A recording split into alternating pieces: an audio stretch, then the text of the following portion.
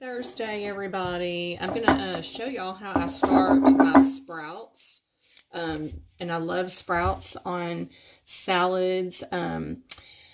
There's a sandwich that I used to buy at Mr. T's in Nederland. It came on an Ezekiel bread. It was a sprouted mushroom avocado sandwich. It was absolutely delicious. So I've learned kind of how to make it on my own here since I don't go over the bridge much anymore. I grow my sprouts. It takes about 6 to 7 days, not very long at all. I enjoy the process of it. And I have the Ezekiel bread. I always keep that in stock here at the house in our freezer. You can get that at Market Basket or H-E-B in the freezer section. It's like non-leavened bread. I think it doesn't have yeast in it. It's just grains. If I'm saying that right, I'm pretty sure. But they have different kinds. They've got some with raisin also. And then I've also found a mayonnaise that I really like that doesn't have soy in it. Most every mayonnaise you look at has soy content. And I do think that I don't know, I'm not a big fan of soy. It never was. And even in candle making, that's probably why, that's another reason I didn't switch to soy. I just think that there's an overabundance of it, and it's not really good for us. I believe that's what they make artificial hormones out of, so I think it can affect female hormones. Anyway, so I try to watch my soy content, but you make a mayonnaise, or actually this one is an avocado mayonnaise, and there's another brand, I'll have to find it and show y'all, but I don't know the name of it right now, but you put a little bit of pink Himalayan salt, kosher salt, in it, little apple cider vinegar, and you put that on your Ezekiel bread. You add your pile of sprouts. I like to take my sprouts when they are ready and put them in a bowl and add some olive oil to it, black pepper, kosher salt, and then you put that on top of your bread. You can put a slice of provolone cheese and then sliced mushrooms, and it is just scrumptious. Okay, so I have a starter going already, and these are mung beans. This is probably day 3. It's really easy, y'all. Actually, Mid-County Feed in Nederland started carrying these lids and these jars, I believe. I know they did at one time. I'm not sure if they still have all of it, but I would definitely check them out. Love Mid-County Feed. And also, you can probably order this on Amazon. Anything's on Amazon. I did get a kit of different sprouting seeds. There are certain sprouting seeds. You can get sprouting seeds at Basic Foods. You can pretty much sprout anything, I think. But the most popular ones to go to for salads and stuff are alfalfa, the mung bean, broccoli, sprouts, this is a sprout mix. It's a powerhouse, protein powerhouse sport mix. It's got garbanzo beans, mung beans, adzuki beans. So there's like a little variety in this pack. I will put in the links in the video below. You can go check it out. This is a company that I ordered from. It's another sprouting seed. Alfalfa, and the alfalfa seed's really tiny, and it doesn't take a whole lot. There's wheat sprouts, there's lentils. I'm just going to show y'all some different ones that I have. Lentils, wheat sprouts, bean salad. I do think Basic Food also carries these. It's a little pricey there, but to price things around. Anyway, so what you're going to do, this is a lot. I put a lot. For this one jar, you would only want to put about this much seed because they grow in here. So I'm going to run out of room in this jar, but I found these at my feed store that I go to, Pivotto's in Orange. Last year, they were getting rid of their jars. I think they used to keep their beans in them. See how their lids. Anyway, they were $1, and I could kick myself for not just buying every one of them. So they had them for $1. So I did get away with 1, 2, 3, 4. I have 4 jars that I bought, thank goodness. And they actually have one on hold for me. I think they had one left because I called them to ask. But so I'm going to take a portion of these. I might even take all of it and put it in one of these bigger jars, okay, because it's going to outgrow. Now, these lids right here are made to fit a wide mouth ball jar, which is what these are. It does not fit this really well, but I do make it work. You have to be very careful, but you know, I don't know if you'll find jars like this or not, but it's just loose, you see. So anyway, and you'll understand what I'm talking about in a second. What you're going to do, let's pick our bean we're going to do. What do I want? I need some alfalfa sprouts. Okay, so I'm going to open this little guy here. Get my scissors.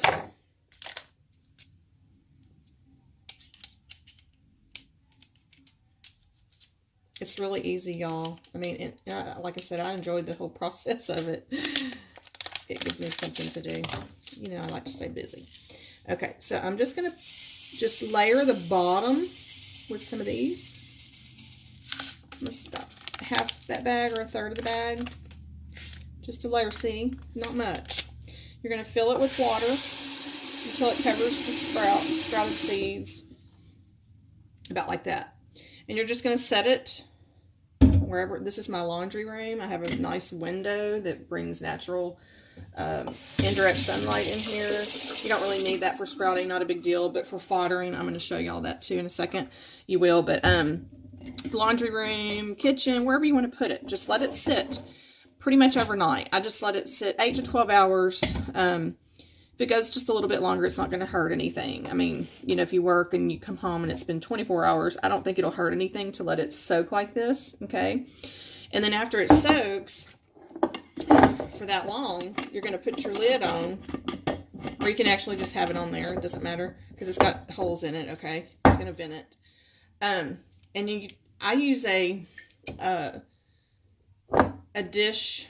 What do you call them things? You know, my grandma gave it to me because she didn't need it anymore. You dry your dishes in when you hand wash and you stick them in that thing.